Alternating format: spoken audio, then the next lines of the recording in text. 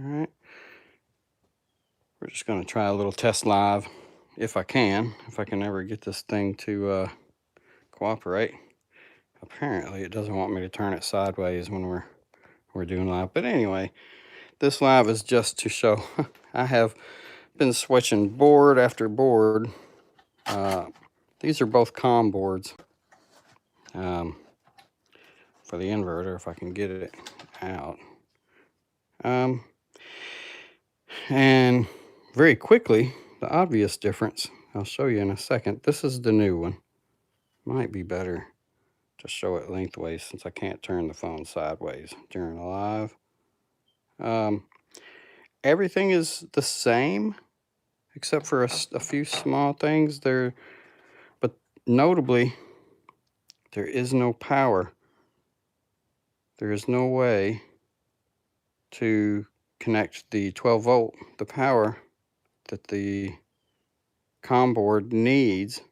And before you say, well, try that one. Well, that one is a 2-pin, but it is in the exact same place on this one, and that it doesn't provide power to it.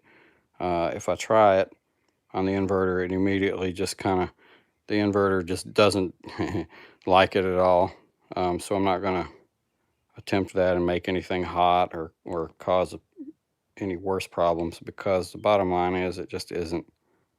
Even though it's marked the same and for all practical purposes is, unless they have some other kind of cable that goes with it to be compatible with the changes that they made, then it just simply doesn't fit. Now this board is been replaced as well, and I tried it with the new or with the old COM board. Same results. So it apparently probably wasn't this board, but that's okay. They sent it with it. So now we are waiting now, I guess, for a COM board that is compatible, that is correct for this unit. If we line them up like that, we can get a better thing. But it's, you know, they're different enough to where obviously this is for, if it is for the same inverter, it's for a newer version. They've done some changes. If you'll notice, that one has an inductor or a choke up there in the place of where the power cable should be. So that's a no-go. It just simply doesn't work. And like I say, I changed out this board, which is that long one that you see there. That was fairly straightforward. You know, easy to do. And that's it. That's where we're at the moment. We're just waiting to see what they're going to do next. They at least have resort back to a very sloppily put together temporary solution. I've gone back to my old ways of powering, which is off of the 240 volt 5 kilowatt inverter down to a transformer. And I have both of my strings hooked up, limited because I had to change the voltages of the arrays. So I have some panels out there that I can't use without adding branch connectors and things like that. And I actually have ordered some cabling and some different things in case it takes me forever to get this thing back up and going. But a little bit of backup cabling and whatnot for these kind of switchovers isn't a bad thing anyway. But don't judge. It is what it is. The EP-Ever is taking care of one string. This one is taking care of another, and of course everything is off at the moment. I mean, the EP-Ever is still float charging a battery current, you know, keeping the batteries and whatnot topped off, but there's nothing to see here today. I haven't been running except for when I really feel the urge and need to, because I like to use that power that's out there. But today has not really been a day where I've been concerned about that. Other than that, we just have lids and things hanging everywhere and waiting for something good to happen. And hopefully Hopefully it will, because I generally like the MPP stuff. Well, as you can see, the other inverter I've had for years. Um, I've had other dealings with MPP products that I don't have any complaints with. This isn't really probably so much an MPP issue as it is a Voltronics early release on a product that should have probably been troubleshooted a bit better, even though it's a little bit, a couple years old now. I think people are just now starting to really find the issues with it.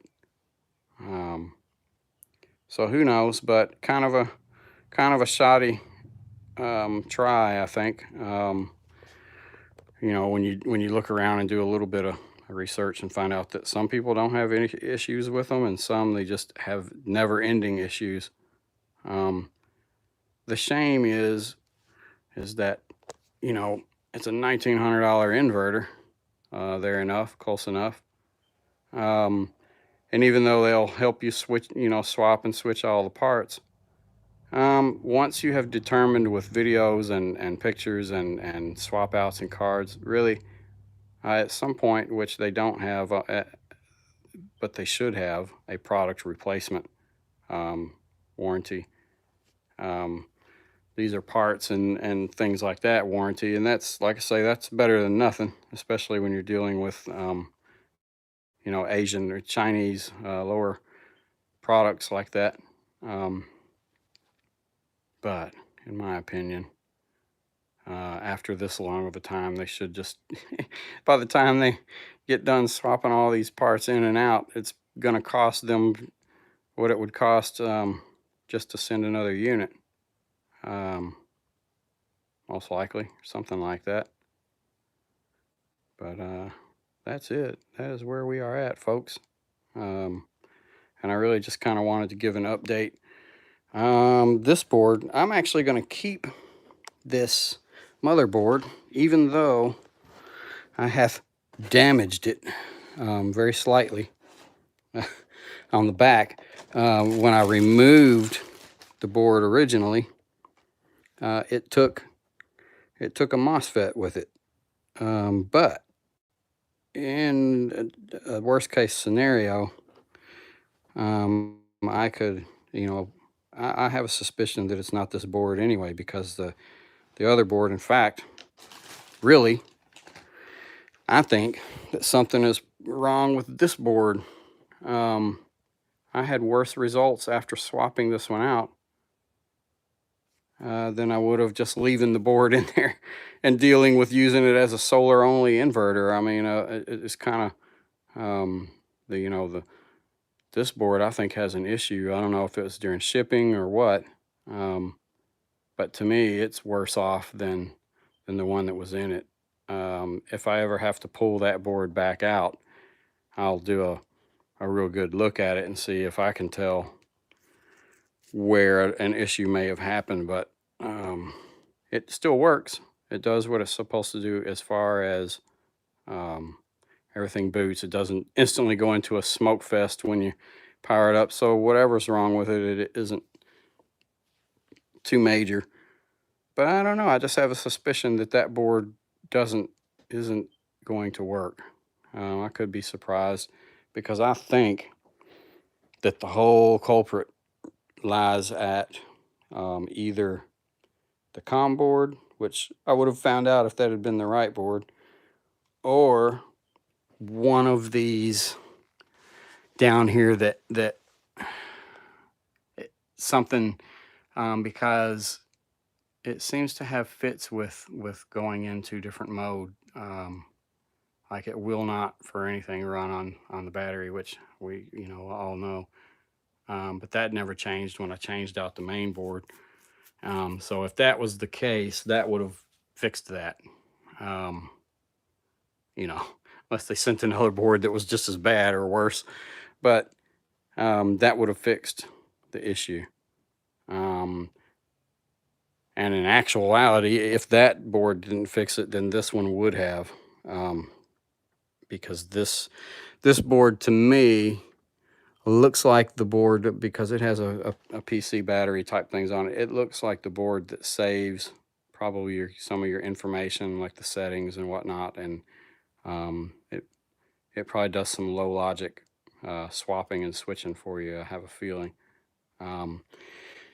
Just based on what's going on and where the ribbon cables go with PC experience of, building PCs. That one, had it not been the main board, that one would have fixed it. Now we're on both of those and it still hasn't. So it's either somewhere in that grid board where the relays and stuff are, where all the magic happens, or the COM board, and we'll find out as we go along. But yeah, that is definitely where we're at now. Sorry I haven't responded to any messages, text messages yet. I may get to it,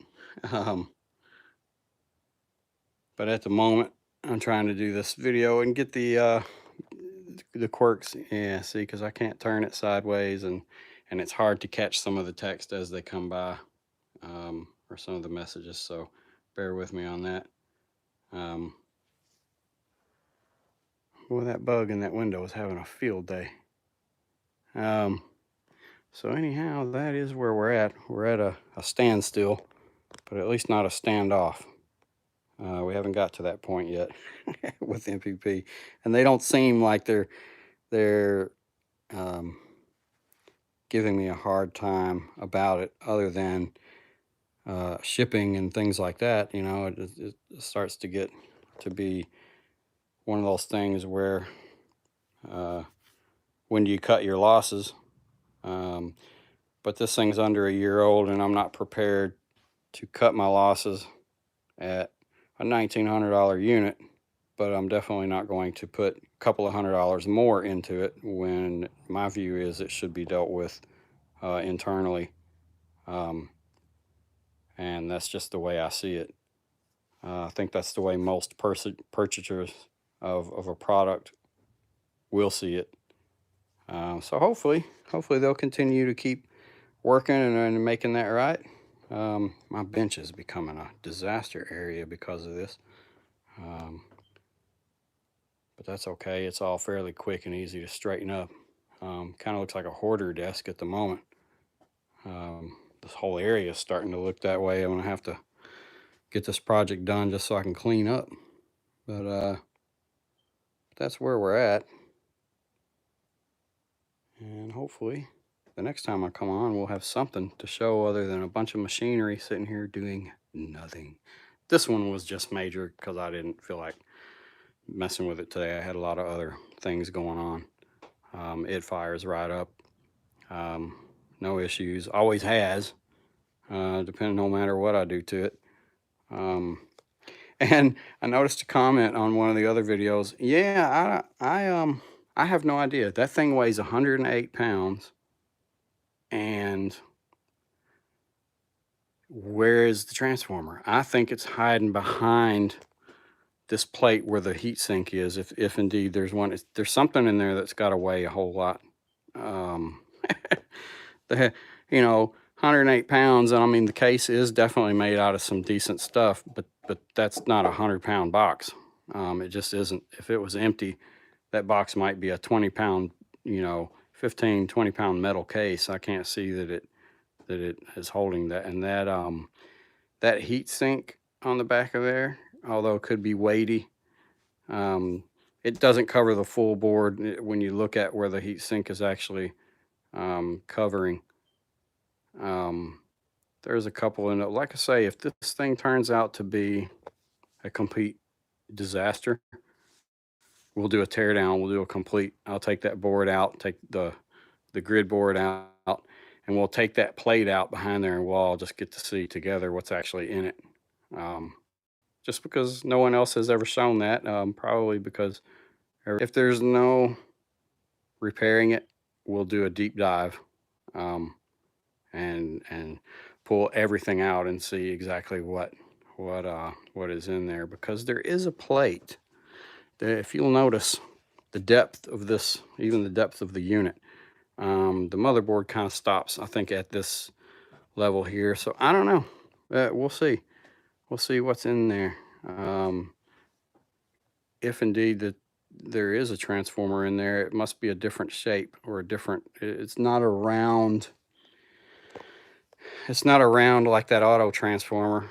And that auto transformer was a fun build. It's one that's supposed to take 240 power and cut you back to 120 for different countries, but you can split it and make a 240, and so that's what I did. I may do a video on that at some point. But I've been using it that way for a couple of years in different instances, and it never fails. It's a decent little 5K transformer. I would never put 5K through it because it's probably a 50 hertz. So when it's a 60 hertz transformer, you got to derate it a bit. But you know, I've run 25 to 3 through it without any heating issues or voltage sag between the legs to where one leg is gonna, you know, soak up all the voltage and turn into a 240 leg or something. That's the danger that you can end up with if you drive those transformers too hard like that. But I have not seen any issues of it on the meter.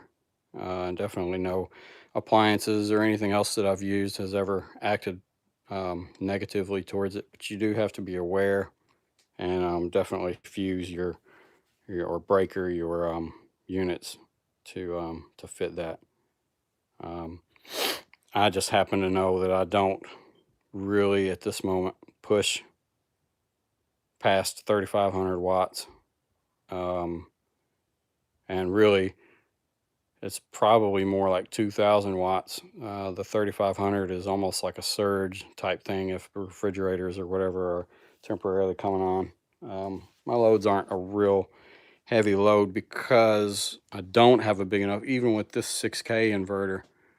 I think it's probably more like a 4,500 watt 5K continuous. I wouldn't want to put 6 on.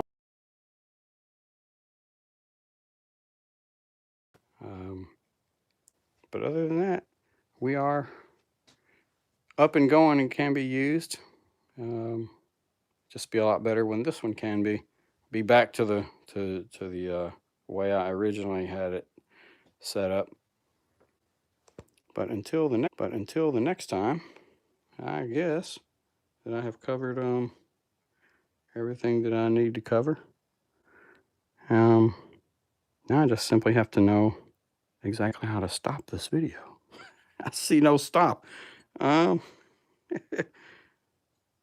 so I guess we're gonna work that one out together. So let's see what happens.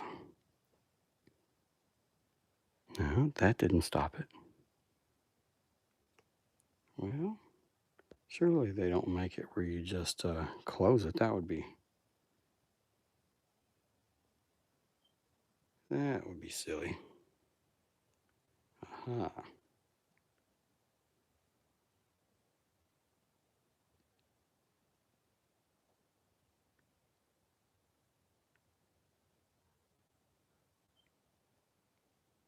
Yeah, I have no idea.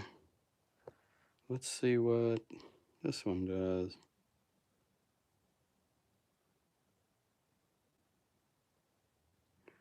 That one doesn't. I have no idea, folks. So I guess I'm just gonna have to close it and see what happens.